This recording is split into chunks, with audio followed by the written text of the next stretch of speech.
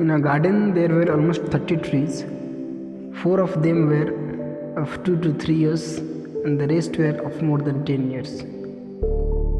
One day the owner of the garden thought to extend his residence, and thus clearing the garden was like hitting 2 targets with 1 arrow.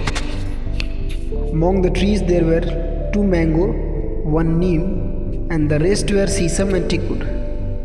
All these trees, except 4 younger ones, have been cohabiting since 10 years, and thus they were like a family. The owner called the woodcutters to cut down the trees. It was 12 in the noon. Among the trees, 2 sesame and 1 teakwood and 1 mango trees were young. The owner decided to cut down all the trees except mangoes, neem, and the younger sesames and teakwood. The woodcutters started cutting all the said trees indiscriminately, despite their ample resistance. The neem and mango trees kept on pleading for the lives of their friends, but none of the men paid any heed to them.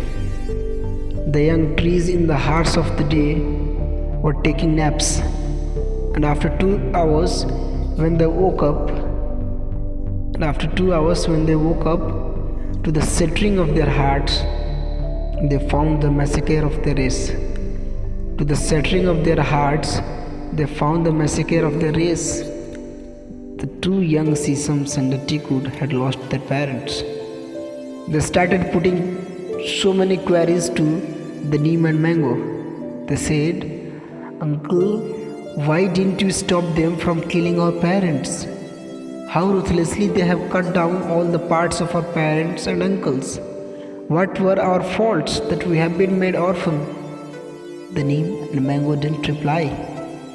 The young teakwood said, "Neem uncle, you always used to say, no matter whatever be the case, we should always do good to others, and when we do so, God does good to us. So is this the reward that we reap for our good deeds?" Mango and neem had no words for the questions. They kept soothing the young trees with their boughs. The young sesame and teakwood, out of profound sorrow and grief, could not survive for long, and they went to their parents within a month. Seeing this mass tragedy for being deprived of friends to play with, the young mango became mentally depressed, and soon he too left the world. The mango in that year didn't bear any fruit out of weakness, anger, and grief. And thus the enraged owner of the 2 trees sent the mango in the heaven. And now remains the lonely neem, who 6 months back lived with almost a village of trees, and now was left on his own to suffer the brunt of mankind. Owing to his words that he used to say to the young trees, he kept serving the mankind.